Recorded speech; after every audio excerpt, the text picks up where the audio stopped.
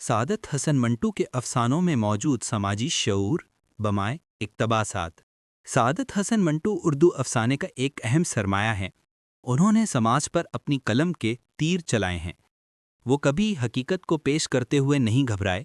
یہی وجہ ہے کہ ان کے افسانے محض کہانیاں نہیں بلکہ تاریخی اور سماج کی دستاویز محسوس ہوتے ہیں۔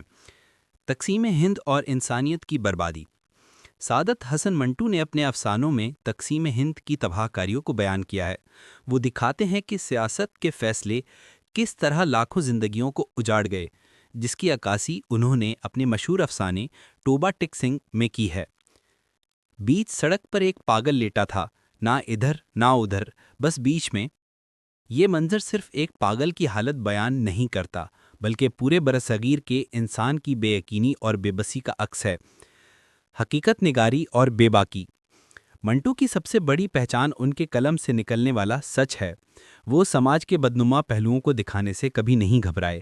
وہ کہتے ہیں کہ اگر آپ میرے افسانوں کو برداشت نہیں کر سکتے تو اس کا مطلب ہے یہ زمانہ ناقابل برداشت ہے۔ یہ جملہ منٹو کی فنکارانہ سوچ کا نچوڑ ہے کہ وہ حقیقت کو چھپانے کے بجائے پوری شدت سے سامنے لاتے ہیں۔ سماجی منافقت اور اخلاقی بگاڑ کی عکاسی۔ منٹو نے معاشرے کا اصل چہرہ کاری کے سامنے پیش کیا ہے۔ ان کے افسانوں میں طبقاتی کشمکش کو بڑا عروج حاصل ہے۔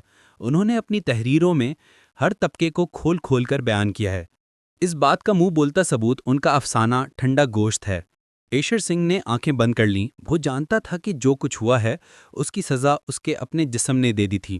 یہ اقتباس دراصل اس بات کی گواہی ہے کہ انسانی ہوس اور اخلاقی پستی کس طرح فرد اور سماج دونوں کی تباہی کا باعث بنتی ہے۔ عورت کی بے بسی اور سماج کی درندگی۔ منٹو کے ہاں عورت محض ایک کردار نہیں بلکہ پورا سماجی ڈھانچہ ہے۔ انہوں نے بڑی بے باکی سے عورت پر ہونے والے ظلم کے خلاف آواز اٹھائی ہے۔ غربت اور طبقاتی فرق۔ منٹو نے معاشرتی نابرابری اور طبقاتی فرق کو بھی بڑے مؤثر انداز میں اجاگر کیا۔ ان کے کردار اکثر غربت کی چکی میں پسنے والے لوگ ہیں۔ انہوں نے اپنے افسانے کالی شلوار میں غربت کی بھرپور عکاسی کی ہے۔ وہ کہتے ہیں کہ سلطان نے آہ بھر کر کہا، یہ دنیا بھی کیا چیز ہے، ایک شلوار کے پیچھے کتنی عزتیں برباد ہو جاتی ہیں۔ یہ جملہ ظاہر کرتا ہے کہ غربت کس طرح انسان کی عزت و وقار کو پامال کر دیتی ہے۔ میرے نزدیک منٹو کے افسانے ماضی اور حال دونوں زمانوں کے آئینہ دار ہیں۔